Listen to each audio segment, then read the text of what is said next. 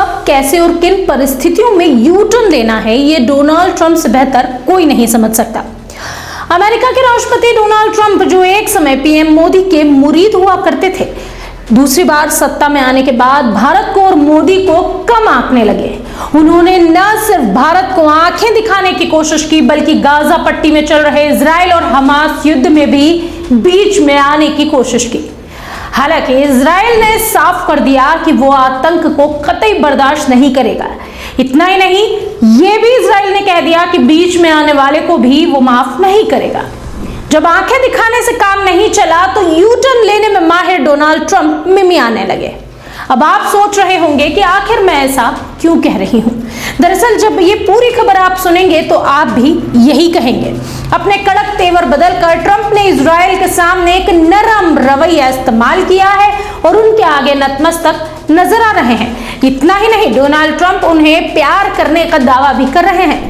नमस्कार, मेरा नाम है कनुप्रिया सत्तन और आप देख रहे हैं राष्ट्रीय जनभावना।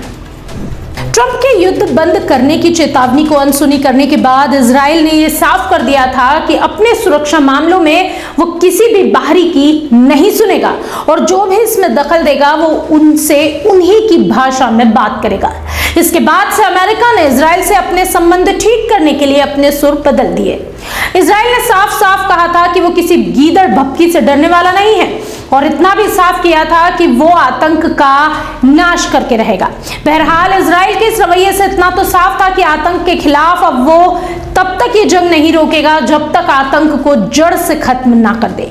इस चेतावनी के बाद अमेरिका ने अपने सुर बदल लिए और वो ट्रंप नरमी की मिसाल बनकर पेश आने लगे।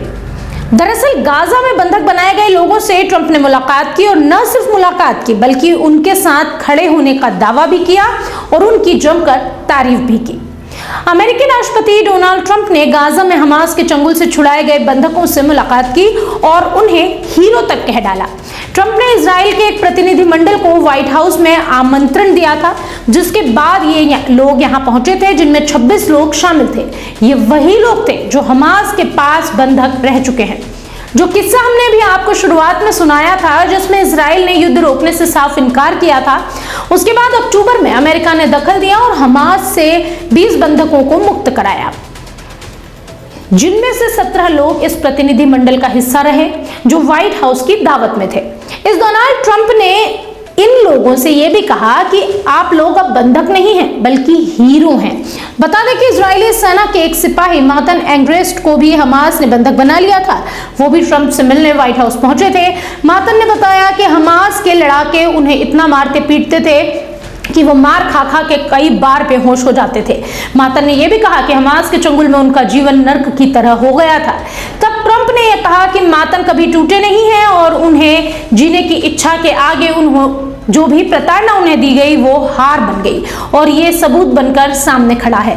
इसके बाद ट्रंप ने कहा कि आप सभी के लिए एक प्रेरणा है और इंसान की मजबूती का एक उदाहरण है। ट्रंप ने इतना ही नहीं कहा, वो यहाँ नहीं रुके, बल्कि उन्होंने कहा कि आपके बारे में जानना हमारे लिए गौरव की बात है। मैं कुछ लोगों को पहले से ही जानता हूँ और हम सब लोग आपको बहुत प्यार करते हैं। हमारा देश आपके साथ खड़ा है। संयुक्त राष्ट्र सुरक्षा परिषद ने सोमवार को पारित प्रस्ताव युद्धग्रस्त गाजा में सुरक्षा प्रदान करने के लिए अंतरराष्ट्रीय बल की मौजूदगी को मंजूरी दी। ये बात भी इस दौरान कही गई। डोनाल्ड ट्रंप की देखरेख में शांति बोर्ड नामक एक अस्थायी प्राधिकरण को मंजूरी दी गई और स्वतंत्र फलस्तीन के एक संभावित भविष्य की कल्पना भी की। तो ये थे डोनाल्ड ट्रंप, जिन्होंने अपनी जो है अपना पूरा रवैया बदल लिया क्योंकि इजराइल उनके सामने नहीं झुका था। बहरहाल डोनाल्ड ट्रंप के इस रवैये पर आपकी क्या राय है, कमेंट बॉक्स में हमें जरूर बताएं और ऐसी ही कुछ खबरों के लिए देखते रहिए राष्ट्रीय जनभावना।